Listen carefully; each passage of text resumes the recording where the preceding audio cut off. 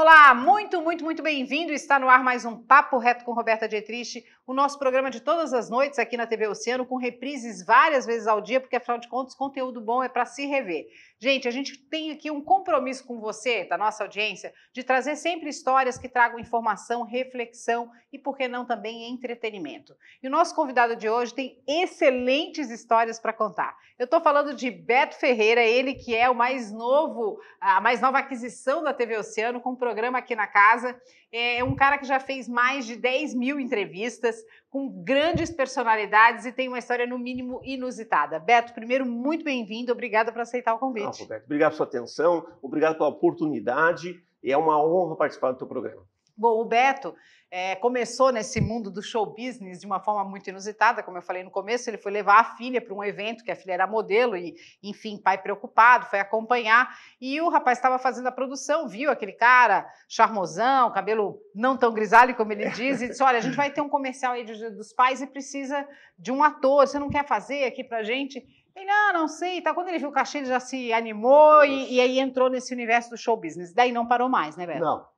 E é engraçado, né, Roberto? A gente trabalha com comunicação, independente se está na frente das câmeras ou atrás, é difícil se mudar de função, de ramo de atividade. Né? E é algo que me chamou muita atenção. Eu gosto muito de conversar com as pessoas, principalmente nos bastidores. Até aquele momento você fazia o que da vida? Era na área jurídica. Você era advogado? Não, eu estava me formando ainda. Mas foi bancário. E aí já tinha parceria com escritórios, a ideia era essa aí. Na verdade, você vê como é que é as coisas, né? Às vezes uma notícia negativa ela pode se tornar positiva. Era um sonho meu me formar em direito. Depois eu estou falando para mim, fiquei, digamos assim, não simpatizante mais com essa função. E aí surgiu essa oportunidade, através da minha filha, entrar em comunicação. Entrei em comunicação através de fazendo publicidades e tal. E surgiu a oportunidade de fazer um programa numa TV a cabo em Curitiba. E aí eu comecei a comprar equipamentos, comprar um microfone, começo a comprar a melhor filmadora que existe de momento, e aí vai. Daqui a pouco eu tinha uma produtora. E aí um cidadão, colega, que depois se tornou amigo, falou, Beto, vamos montar um canal de televisão a cabo? Nós estamos falando de alguns anos atrás, né? Não vamos entrar em detalhes em anos. Não precisa, foi ontem, Beto. Senão eu confesso aqui minha idade. E aí a gente montou um canal de televisão. E aí fui em TV aberta, lá tive programas nacionais, né, em TV aberta, tive na América Latina com programa, e cuidando do canal. E comecei a ter um cuidado com esse canal. E senti que a comunicação é que eu gosto de fazer. Gosto muito de conversar com pessoas, sabe, Roberto? Trazer isso. E as coisas foram acontecendo de uma forma assim tão rápida, porque a televisão, a comunicação, e você está no meio, ela é uma forma assim, ela te ergue no último degrau, mas também para descer é muito rápido. Porque, Céu, se você está no ar, muito que bem, quando você sai, as pessoas, que pena, saiu 6 meses depois, você volta a ser um ilustre desconhecido. E está tudo certo. E eu preciso dar um elogio para você, porque você é uma pessoa assim, um intelectual muito alto, e dando essa oportunidade para eu conversar com você, contar a minha história, e daqui a pouco a gente vai falar sobre o livro. Eu acho que é fundamental isso, e principalmente no momento que nós passamos hoje, você se reinventar é fundamental. Mas você reinventar hoje sozinho talvez não seja a grande fonte. A grande fonte é nós unirmos força. Eu acho que através disso formar uma corrente mais forte. A grande herança, se a gente pode dizer assim, dessa pandemia, é o fato de a gente aprender a duras penas que a gente não nasceu para ser só, né? Verdade. E não tem conquista sozinho, porque não adianta eu me cuidar se o outro não se cuidar, não adianta eu usar máscara se o outro não usar máscara, não adianta eu não aglomerar se o outro aglomera, porque essa doença vai chegar em mim também dessas outras formas, né? Então, é um trabalho solidário, em equipe, para a gente dar a volta por cima, não só no combate à doença, mas na roda da economia, e por que não, né, trazer um colega que tem uma história, aliás, gente, eu adoro entrevistar gente que tem boas histórias aqui. Beto, mais de 10 mil entrevistas ao longo de 12 anos de programa, 13 anos. Roberto, vou te contar um segredo, acho que eu não contei isso. A primeira vez, o rapaz o senhor que me deu a oportunidade de fazer o programa, falou assim, a gente vai num congresso aí e tal, vai ter ministro, vai ter secretário, você vai fazer entrevista lá. Eu falei, tá bom, né? Fui, não senti o drama daquilo lá. Chego lá, lotado o congresso e tal. E aí ele me deu um microfone e o ministro saindo, nem lembro que ministro que era, mas era o ministro do Trabalho, salvo engano. E saindo, e eu tinha 1 minuto para fazer 4 perguntas, e o ministro tem que responder isso. E eu fiz as 4 perguntas em 1 minuto. E ele respondeu as 4 perguntas. Foi assim, coisa muito rápida, estilo repórter, algo que eu não sou. E aí eu senti aquilo, puxa, isso aqui é uma coisa que é dinâmica, eu gosto de coisa dinâmica, gosto de acordar e saber que todo dia eu tenho algo diferente para fazer, não é aquela coisa monótona de 7 tomo café, 8 eu vou correr, sabe? Então, essas coisas eu acho que me puxam muito, me atraem muito. E é muito. Você deve ter sentido isso, e só quem apresenta programas de entrevista sabe. Eu saio todas as vezes, né, que a gente faz os programas, eu saio tão abastecida realmente de informação. Cada entrevista me traz uma reflexão, me traz um conhecimento. É uma troca tão bacana que, sinceramente, para mim não faz diferença se quem está sentado na cadeira é um apresentador, um ministro, alguém de eventos, um empresário, uma empregada doméstica, porque todo mundo tem boas histórias para contar, né, Beto? Olha, você falou uma coisa fundamental e primordial na situação, porque nessas milhares de entrevistas que eu fiz, a gente acaba aprendendo muitas coisas. Então as pessoas perguntam, Beto, como é que você sabe disso? Porque eu lembro de alguma entrevista que eu fiz. Então eu lembro como cuidar de uma orquídea, lembro como pode andar de limusine, que forma que eu posso fazer entrevista hoje com uma pessoa que tem um intelecto diferenciado. Então isso nos ajuda e a gente acaba aprendendo muito isso. Né? Muito, o tempo todo. Eu acho que o mais importante de tudo isso que você está falando é o que a gente aprende, né? É o que fica, né? Exatamente. É conhecimento. A minha mãe sempre disse, olha, eu não vou deixar herança física nenhuma, mas vou deixar conhecimento. Fez sempre questão de pagar uma boa educação, uma boa escola, pagou a nossa faculdade, mesmo que a gente tivesse casado com um filho, era ela que bancava, porque ela está lá ainda hoje para colher os frutos de ver os filhos todos formados, os netos também sendo encaminhados para isso também. Então, conhecimento é tudo. Beto, dentro dessas 10 mil entrevistas, eu queria que você contasse para a gente quais as que mais te chamaram a atenção pelo inusitado, por serem muito engraçadas ou enfim, com respostas inusitadas, ou pessoas que foram um saco entrevistar, que também tem isso, tem entrevistado que, olha, eu tenho uns 2, 3 aí artistas que... É complexo. É complexo. No mínimo complexo. Vamos deixar em complexo. Eu tive assim, eu acho que o que prejudica muito, e eu passei por essa onda, e soube depois, um tempo na frente, que assessores, às vezes, sabe? Você ter assessor tem que ter muito cuidado com isso. Que às vezes ele complica mais do que o assessor, às vezes, quer ser o artista. Mais então, por exemplo, eu mais real que o rei. Eu tive eu fazia entrevista muito com cantores em São Paulo, num bar de referência. E uma certa noite, marquei com uma cantora de referência também, e fiquei esperando ela 1 hora e me cansei, estava descendo a escada, e ela subindo. Você é o Beto Ferreira, tal, viu pela foto e tal. A gente não se conhecia ainda. Daí eu falei, olha, aconteceu isso, e você tem seus compromissos, mas eu tenho os meus. Fui super educado com ela, mas dei entre aspas, uma chamadinha. Um gelo. E ela falou assim que a assessora dela tinha dito que aquele horário. Aí depois, em contato com o meu assessor, que na época eu tinha um assessor, ela falou, não, eu fiz para dar um ibope. Só que quase prejudicou. Depois fui entrevistar ela, você vê como é que é as coisas, né? Às vezes o primeiro, claro, a gente fala a primeira imagem, a primeira fala que fica, mas às vezes a gente tem que analisar um pouquinho mais. E ela foi dar entrevista, uma mulher super intelectual. Eu gostei muito de conversar com ela. A entrevista... Conta para nós quem foi. Eu não lembro o nome da cantora agora. É uma sambista. Leci Brandão. Leci Brandão. Já recebi ela num programa que eu fiz na época da TV Record aqui. Mas fazendo esquecer e uma querida, tá? E uma querida, de fato. Leci Brandão, muito. Super profissional, uma cabeça ótima. Verdade. E aí eu estava tentando lembrar com você, desculpa, mas agora acabei lembrando. E aí eu senti que às vezes a gente tem que analisar as coisas. E eu passei por um fato aí, passando um tempo, veio uma pessoa conversar comigo e falou, até que enfim conheci o Beto Ferreira. Eu falei, nossa. Né? E aí ele me explicando que tentou falar comigo várias vezes, e uma vez uma pessoa, né, através de logomarca, patentes, essas coisas, que ligou para ele e deu uma dura nele, dizendo que se ele tinha 24 horas para tirar um nome de uma logomarca, porque aquela logomarca já pertencia à minha patente. E aí ele achou que foi eu.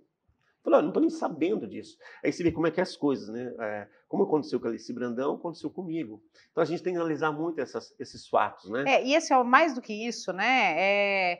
Sempre se permitir rever julgamento, né? É natural que a gente tenha uma primeira impressão e construa uma imagem a respeito do outro em função dessa primeira impressão, mas sempre se permitir, não é nem para o outro, é para si mesmo, a oportunidade de rever posição, né? De rever, de analisar, porque quantas vezes, recentemente aconteceu comigo uma situação onde eu fui contratar um serviço de uma moça e aí me deram o contato, eu fiz o contato por WhatsApp, e ela demorou um pouco para responder e tal, e aí quando, então vamos marcar e tal, é uma consulta, 16 horas seria online, né, era uma consultoria, 16 horas, tá bom.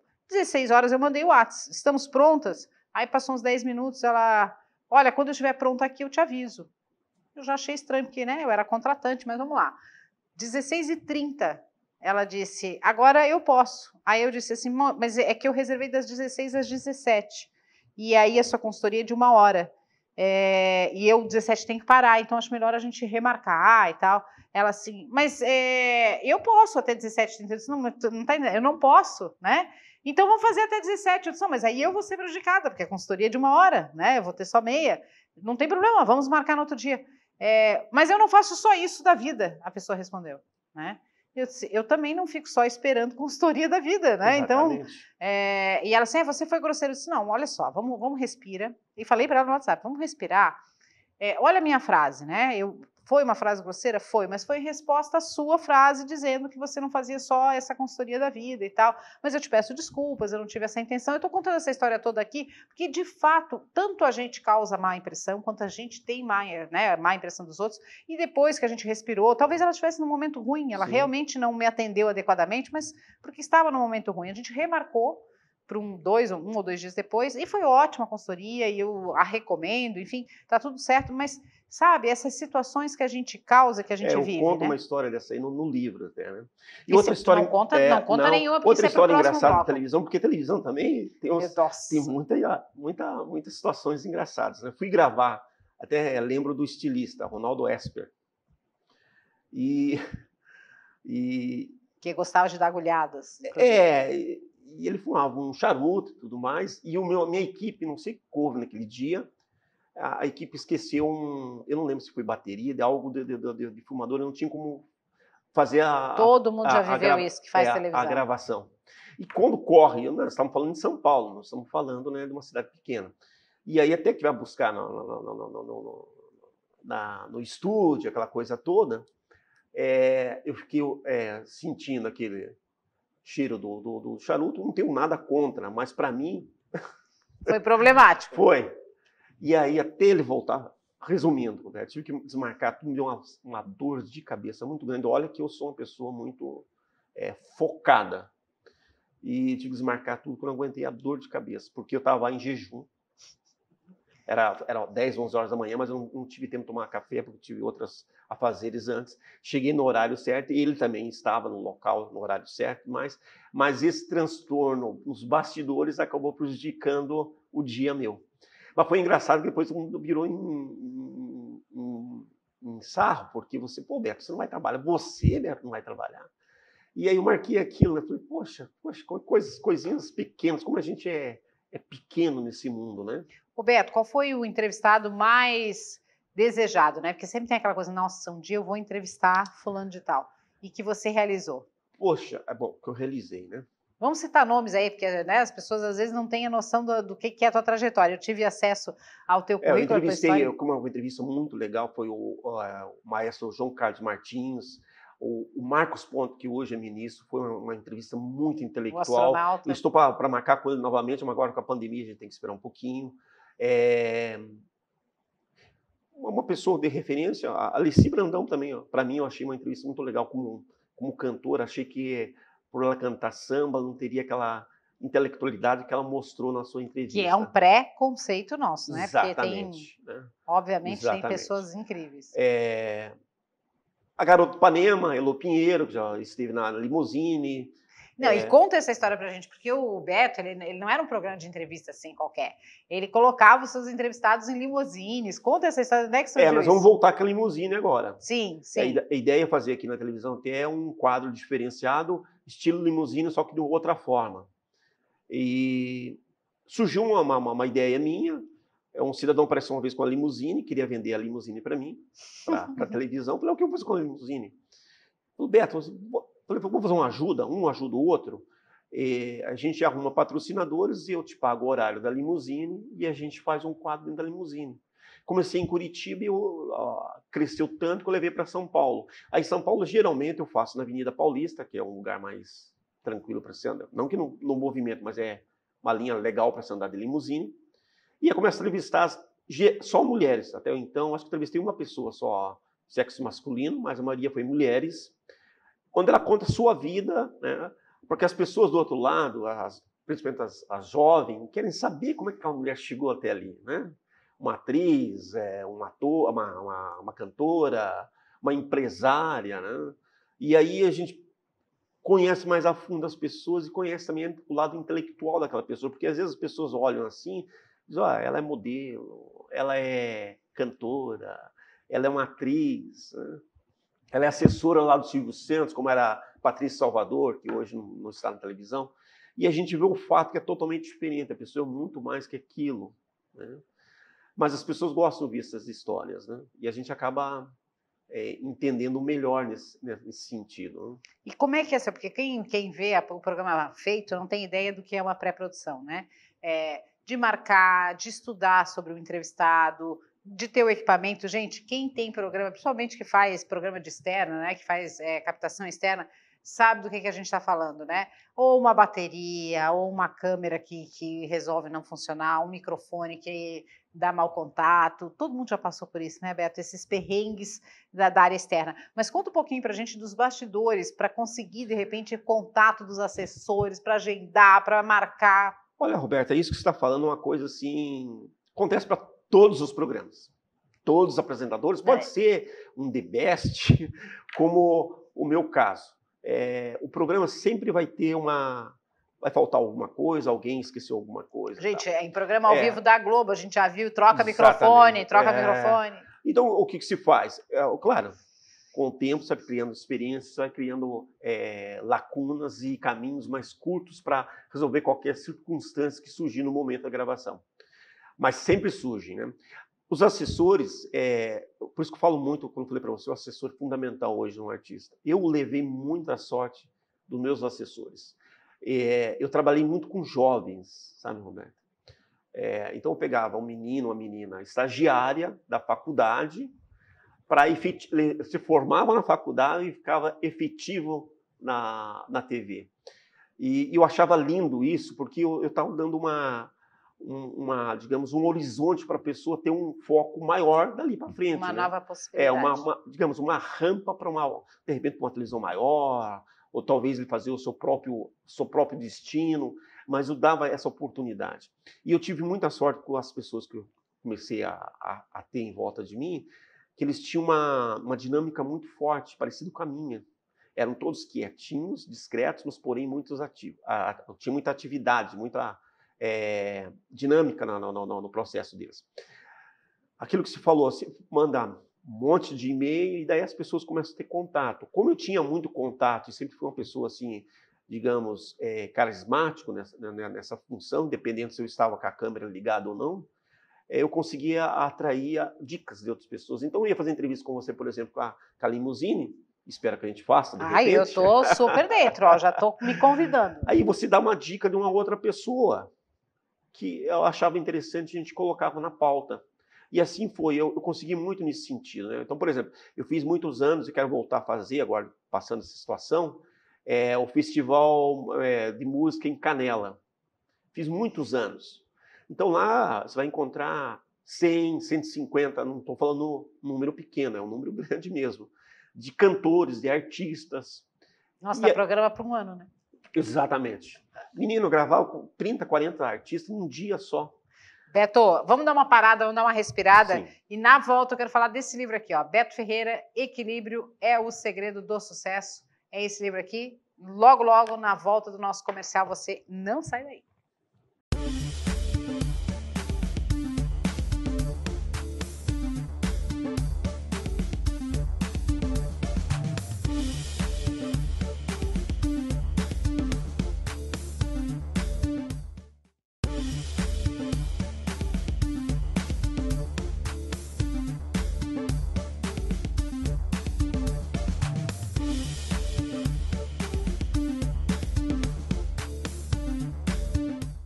Estamos de volta e esse é o Papo Reto com Roberta Dietrich, hoje recebendo Beto Ferreira, ele que é a mais nova aquisição da TV Oceano, nosso apresentador aqui do programa Beto Ferreira, e ele que já entrevistou mais de 10 mil pessoas, já teve um quadro de limusine que andava pela Avenida Paulista com famosos e com anônimos contando suas histórias, e que agora, além de tudo, está lançando um livro que eu vou mostrar aqui nessa câmera aqui, ó.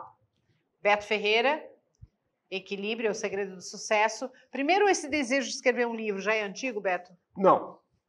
Surgiu de uma transformação de vida. Conta pra gente qual foi. Olha, eu falo para as pessoas, até vou começar com uma frase, se você me permite, para as pessoas terem essa, de repente, despertar algumas pessoas que estão nos assistindo.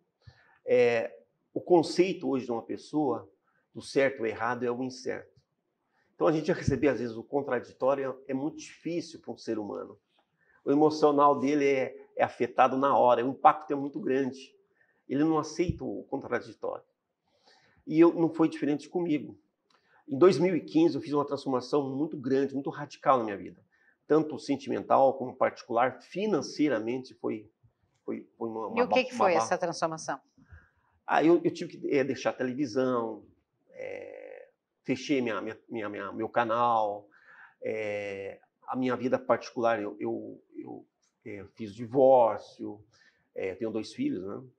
E aí mudei muito minha vida nesse sentido. E eu falei, já estou mudando, vou mudar de uma forma que eu acho que é um foco certo para a minha vida. Porque na realidade é o seguinte, Roberto, as pessoas às vezes analisam e seguem a sociedade. E como diz um monge de referência, existem 2 datas que não existem, que é o passado e o futuro. Então você tem que viver o hoje, o amor, a paz, a alegria, né? E eu já falo ao contrário dele, que existem 2 datas certas na vida do ser humano, que é a existência e o passamento. Nessas 2 datas tem um traço. Vai depender de como você vai ter a tua vida de qualidade para você aumentar esse traço ou diminuir. Então a gente tem que aproveitar e fazer a mudança hoje. E a transformação começou nesse sentido. Eu falei, eu vou mudar tudo na minha vida. Fiquei em silêncio um bom tempo e aí comecei a escrever o livro. O primeiro livro é óbvio que você tem a primeira experiência sua, você vai ter que lutar buscando as coisas. Uma coisa que eu fiz, Roberto, sempre faço, meu programa e todos os produtos que eu venho, qualquer atividade que eu venho fazer, eu geralmente sempre faço independente. Então o livro eu fiz todinho ele, todinho. Eu entreguei para a diagramador, na realidade, pronto, ela só teve que fazer a parte técnica. A capa eu entreguei pronto também para a editora só teve que fazer a impressão. Então, foi todo o processo feito por mim nesse sentido. Porque eu analiso o seguinte, se eu quiser fazer uma parceria com você, ou de repente ter uma contribuição sua, eu tenho como fazer isso. Eu não estou aliado a ninguém. Claro que isso, cada um deve ter o seu foco nesse sentido, né? E aí surgiu o livro. Né? Depois de todas as mudanças, surgiu o livro. E eu aprendi o seguinte, eu estudo muito a energia, mas as pessoas vão falar que é energia quântica. Eu uso muito a palavra energia como convicção. O que é convicção? Convicção é tudo aquilo que você tem em foco. Então, a tua convicção é diferente da minha. Então, de repente, é você fazer o programa e ter os teus particulares. De repente, não é só fazer o programa, é fazer o programa e ter o livro, por exemplo, né? Uhum. Então, cada um tem o seu foco. Só que você tem que ter essa convicção plena. E para você ter essa convicção plena, você tem que ter o equilíbrio em alguns aspectos da vida, que são citados: a vida ali, a família, relacionamento, finanças, cidadania, o profissional e daí a inteligência... A convicção inteligente. É. Se você tiver todos esses aspectos equilibrado, próximo de 100%, nunca tem 100%, aliado todos eles e conectado na tua convicção, você vai atingir os teus objetivos. Você citou ali esses aspectos e cada aspecto ganhou um capítulo do seu livro. Sim. Você considera algum mais importante que o outro? Eu tenho, se me permite, vou falar o livro. Eu fiz 140 páginas, é um livro muito fácil de ler, esse primeiro. Hoje terminei o segundo vem mais técnico, né? Mas esse primeiro é como se fosse um subtítulo, onde eu divido em subtítulos dentro ainda. Então tem tópicos ali muito pequenos para ler. E é uma leitura muito, entre aspas, popular, muito tranquila para ler. Você começa a ler e é gostoso de ler. E, olha, eu acho que o mais importante hoje que eu vejo aí é a vida. Aí você diz, claro, a vida, claro, a existência. Mas a gente não sabe viver, Roberto. E, infelizmente, a gente está aprendendo no processo próximo do passamento, né? Você hoje, se for analisar hoje, a simplicidade hoje é ser genial. Então, quando você é simples, é genial. Vou te contar uma história, até pular um capítulo aí, mas depois a gente vai entrar possivelmente nesse aspecto. Do profissional. Teve uma empresa, uma época, e é verdade essa história, contratou uma equipe para fazer um equipamento, resolver um problema do equipamento que tinha na esteira. Então, a esteira levava os produtos, chegava num lugar lá que ia pesar, se o produto não tinha o peso ou estava vazio, não caía. Entendi. Travava ali. Contratou uma empresa para fazer isso. Gastou milhões, passou uns meses, fizeram reunião, perguntaram, ninguém sabia, foram para o gerente, foram para o supervisor, foram até o chefe da equipe. Chamaram o chefe da equipe e falaram, olha, aquele processo que vocês deram não resolveu. E como é que está funcionando até agora? Ninguém reclamou mais. Nós fizemos o seguinte, nós compramos um ventilador pedestal de R$80, dividimos entre nós aqui, fizemos uma caixinha, colocamos aquele, então quando chega vazio, o vento empurra, cai aquele e continua a esteira funcionando. Ou seja, às vezes você faz uma coisa tão grande, imagina uma coisa tão grande, mas esquece de fazer pelo menos o pequeno, né? O que é o pequeno hoje? É o detalhe da sua vida. Você tem o tempo para tudo? A primeira coisa que hoje a pessoa faz, quando acordar, é mexer no WhatsApp. E esquece de agradecer. Porque a maioria das pessoas tem uma convicção hoje, né? Por mais que seja um enigma, uns chamam de Deus, outros de Jeová, outros chamam de ateu, não importa, mas ele tem uma convicção. E se você tem essa convicção, você tem que agradecer todo dia. Inclusive, eu começo o livro até com um refrão falando sobre isso, né? Que a vida é o respiro de um ser, é a sombra de uma árvore, é a luz da lua ao anoitecer, é o brilho do sol ao amanhecer, Roberto, é acordar e você saber que tem vida. Roberto, o que de fato te motivou, assim, né? Você falou que em 2015 você passou por essa transformação, você passou um tempo em silêncio, né, para depurar todos os lutos, né? Porque toda perda não deixa de ser uma morte, um luto. E aí, em que momento você, eu tenho tanta coisa legal aqui dentro, eu quero compartilhar. Em que momento você viu isso? Logo em 2016, por aí, começou essa ideia. E eu comecei a fazer rascunho e senti que eu podia passar isso para as pessoas com a minha experiência. É óbvio, Roberto, que eu estudei muito, eu peguei muitos pensadores, muitos cientistas. Aliás, o livro fala muito sobre ciência. Peguei pessoas de referência no assunto de vida, de profissão, de relacionamento, de família, para que eu pudesse juntar a ideia deles com a minha e colocar uma terceira ideia nesse fato. Uma ideia que pudesse transformar, ou pelo menos despertar o interesse e transformação de vida da pessoa. Você traz aqui, por exemplo, instiga o leitor, né, com a tua capa, com a história do equilíbrio e o segredo do sucesso. Até aí eu acho que todo mundo concorda, né? Conseguir equilibrar todos Sim. os pratos, né, que a vida nos oferece é o segredo do sucesso. Sim. Mas a pergunta é como equilibrar? Como eu consigo chegar nesse equilíbrio? Você traz isso no seu livro? Sim, porque às vezes as pessoas dizem, eu quero ser feliz. O que é ser feliz? Como diz Abraham Lincoln, numa frase, diz, ser feliz não é ter uma vida perfeita, mas você largar a mão de ser vítima e ser autor da sua própria vida, da sua própria história. Então a gente tem que fazer isso. Então, por exemplo, eu digo para as pessoas que eu não pertenço a esse mundo a partir de 2015. Eu faço parte desse mundo. Um exemplo que você estava falando da televisão lá, que às vezes a gente acaba discutindo, tá num dia que está em transtorno e tal. Por exemplo, eu não buzino mais em semáforo, não fico mais bravo em semáforo. Por quê? Porque do outro lado pode ter uma pessoa que esteja na mesma situação minha. Pode ser do bem também, porém ele está num dia transtornado, por algum motivo ou outro. Então eu não posso dar instrumento para louco tocar. Eu tenho que passar o melhor meu. E eu tenho que começar por onde? Por mim, me controlando nisso. O que eu posso fazer nesse sentido? Onde eu tenho mais a minha fraqueza onde? É no profissional? Eu quero melhorar a minha vida. Agora, outra coisa também, Roberto, que a gente tem que citar nesse sentido, para você ter equilíbrio, não existe nada sem sacrifício. Né? Então, por exemplo, eu sou um operário hoje numa fábrica e quero ser médico? Posso ser? Claro que pode ser. Qual é o sacrifício? Vai ter que fazer mais hora extra, ou tu que vai ter que estudar no final de semana, não sair de casa, não sair com os amigos, economizar para que você tenha uma reserva, para que você possa, pelo menos, comprar os livros ou tirar cópia daquele livro. Qual é o sacrifício aí? Não sei qual é o sacrifício, mas para a medicina são 6 anos. Então você já pode partir daí, 6 anos, para você começar a pensar alguma coisa. Até ali isso vai ter um sacrifício. E é muito louco isso, porque as pessoas talvez não se deem conta, embora pareça óbvio, que o tempo ele vai passar. Você agindo ou não, você reagindo ou não, você planejando ou não, você se organizando ou não, você equilibrando ou não, o tempo vai passar. E quando ele passar, né, você citou ali, por exemplo, medicina, né, são 6 anos. O tempo vai passar. Daqui 6 anos, você vai olhar para trás e vai dizer, puxa vida, se eu tivesse começado, eu estaria terminando. Ou seja, vai chegar o final deste tempo, né, de dedicação. Ou seja, se você plantar, você vai colher. Mas as pessoas querem encontrar a árvore frutificada já, elas não querem plantar a semente. Né? A grande verdade é o seguinte, a vida é curta para ser pequena.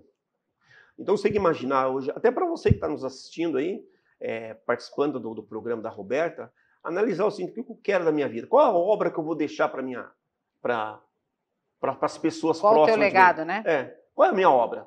Se eu sentar hoje num banco, ou daqui 50 anos sentar num banco, você que é jovem, eu já tenho uma obra construída, eu vou ter uma obra construída? Você tem que começar com foco. Agora, a grande verdade também, Roberto, que eu aprendi muito com isso, porque o baque para mim foi muito forte em 2015, que é muito bom assistir palestra, é muito bom você ver pessoas de repente falar bonito, é muito bom ver você falar, é muito bom ver eu falando, porém, se você não tiver coragem e atitude é fundamental. De tudo que você coloca aqui, profissional, relacionamento, finanças, família, cidadania, são áreas de conhecimento e da vida de todos nós. O que me chama a atenção é a convicção inteligente. Que legal. Nós estamos falando de que área, afinal? Ou de todas elas? De todas elas. A convicção, eu coloquei essa palavra, feliz na tua pergunta, Roberta. Agradeço ter feito essa pergunta.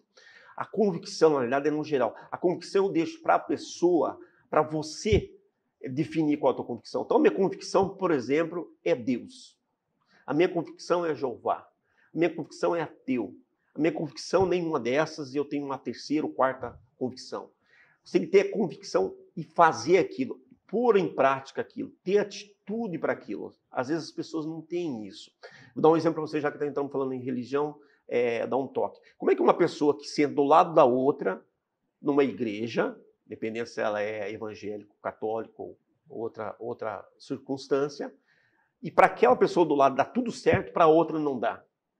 O Deus é diferente? Não, o Deus é o mesmo, eles estão no mesmo banco, na mesma igreja. O que define um do outro é a convicção. E é muito também pertinente a gente falar que tem muita gente que... mas eu sou tão bom quanto o outro e o outro tem tal coisa e eu não tenho. Muito possivelmente ele foi mais persistente que você, né? Então, assim, se você faz do mesmo jeito que o outro e o outro tem primeiro do que você, né, antecipadamente, muito possivelmente faltou persistência da sua parte. Você também vai chegar lá, mas você precisa continuar. Às vezes, algumas pessoas têm atalhos por questões de sorte, de relacionamento, de história de vida. Não existem 2 seres humanos iguais, nem 2 gêmeos, né, Beto, são iguais. Com certeza. E você falou uma ponte forte, que se você tem que ter atitude, porém você tem que ter persistência que você está fazendo. Né? Isso é vale claro que tudo, você vai né, desistir, Beto? se você for... a história dos 3 amigos que iam viajar, fazer uma viagem longa a pé. Saindo de casa, eu tenho muita historinha para contar. Ai, não, adoro. Esse programa é o programa das histórias. E aí saíram os 3, chegaram no portão, um deles já, olha, eu não vou porque eu não vou aguentar, não dormi bem essa noite, não vou tocar o barco. Aí saíram os dois continuaram. Chegou na saída da cidade, o outro falou, ó, vai sozinho, que eu não vou aguentar, já estou cansado aqui. Aí nós temos quantos quilômetros para percorrer? E o outro percorreu. Chegou na cidade e ligou para os outros, ó, eu consegui, estou aqui. E os outros estavam lá. E daí entra aquela fase que você estava falando lá. Passa o tempo e as pessoas percebem, depois que aqueles anos que estavam lá atrás, poderia ter feito a mudança. Né? Poderia ter feito a mudança. E não precisa esperar, não, gente. Começa, mas eu não sei por onde começar. Pelo começo. Né? Às vezes, mas eu quero fazer medicina, tá, mas eu não tenho dinheiro, mas eu não tenho como, eu não sei. Gente, pelo começo. Qual é o começo de qualquer projeto? É a ideia, né? Então, começar a colocar isso no papel, começar a fazer planejamento, um passo de cada vez. E às vezes, gente, nenhum problema em dar um passo e recuar, né, Beto? Quantas vezes a gente deu o passo e não era aquilo, volta, faz de novo, faz por outro jeito. As pessoas dizem que não é feio você recuar. Né? Mas aí eu coloco um pensador, tem 2 pensadores que falam isso, eu coloco no livro até. Um fala que recuar é uma estratégia para você seguir em frente. E o outro diz assim, demora o tempo que for, mas quando se tomar a decisão, vá. Não recua para nada, nem para pegar no tranco. Nem para pegar impulso, né? Beto, e é verdade. Papo bom demais, viu? Aqui, ó, ele trata da vida, convicção, do profissional, e aí do profissional, que eu acho que é uma área bem importante, porque o profissional acaba. Eu, por exemplo, conheci meu primeiro marido no meu campo profissional, conheci meu segundo marido no meu campo profissional, a grande parte dos meus amigos aconteceram, né, no campo profissional. Sim. Então ele é um ramificador dessas outras áreas aqui, Sim. da cidadania, da família, Sim. dos relacionamentos, das finanças. Sim. Então, quando se fala de profissional, qual é a grande dica do teu livro? A grande dica é você fazer o melhor que você pode com as condições que você tem. Para quando tiver uma condição melhor, fazer ainda melhor. O que as pessoas fazem hoje? Elas cumprem horário. Então elas não vêem a hora de chegar sexta-feira para ir tomar algo num barzinho, num encontro com os amigos. E, na realidade, você tem que trabalhar. O trabalho hoje, Roberto, se for analisar, é um percentual muito grande hoje das nossas vidas. E se você trabalha com alegria, com felicidade, com harmonia, o processo é muito maior para você subir de carreira na empresa, você angariar outros cargos dentro da empresa, você, de repente, ser destacado e alguém ver de fora e te contratar, ou você mesmo despertar o interesse de você ter o teu novo desafio próprio. Então as pessoas têm que pensar nisso, né? Não ser mecânicos, somente mecânicos. Né? Existe uma historinha dessa aí, não sei se nós temos tempinho. Claro, bora! Tem uma historinha para isso aí, que as pessoas nascem, entram na escola, vou resumir ela, aí ela está no primário e diz, ó, você vai ver quando você entrar no ensino médio. Olha que legal que vai ser. Daí você entra no ensino médio, olha, quando você entrar lá no terceirão, você vai ver, não precisa usar uniforme, não precisa usar nada. Chega no terceirão, a pessoa fala, olha, quando você entrar na faculdade, aí sim, você vai para a escola, o professor te dá onde você tem que estudar, quais são os livros, as páginas, você não fica nem dentro da sala, tal. Curte online isso. Aí entra na faculdade, a pessoa, olha, se você não fizer estágio, você não vai ser ninguém. Aí ele faz um estágio, aí ele chega no estágio, olha, se você não for efetivo aqui, você não vai ser ninguém. Aí ele efetiva na empresa, com graduação, aí o primeiro dia você diz, olha, aqui tem 25 categorias. Eu estou há 18 anos aqui, já estou na 3ª categoria. Mas se você persistir, você chega pelo menos à 3ª. Aí lá no finalzinho, no passamento da vida dele, deitar numa situação difícil já, imaginando uma outra vida, chega um cidadão, né, geralmente com uma roupa escura, né, um paletó e um livro preto, geralmente, embaixo do braço. E aí abre para você aquele livro e diz assim, coisas melhores irão acontecer ainda. Né?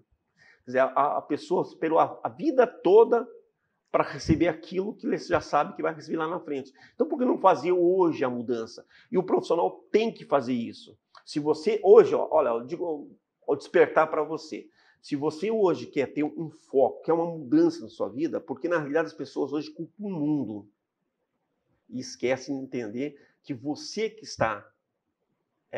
por exemplo, para você mover o mundo, você tem que se mover. E as pessoas esquecem de fazer isso. Né? Gente, olha, é muita lição, é muito papo bom aqui. Você tem que voltar, viu, Beto? Eu tenho que ir na Solimões, você tem que voltar, Tá aqui o livro, gente, você vai encontrar ele nas americanas.com, na Magazine Luiza, no Amazon, no Submarino, tá? Você encontra também no próprio contato@betoferreira.com.br. É um livro da editora Caminho da Leitura. E fica aí a dica, né? O site do betoferreira.com.br.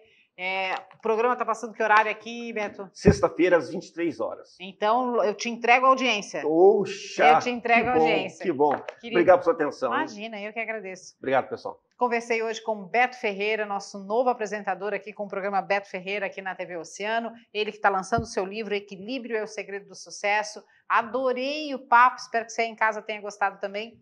Um beijão e até a próxima.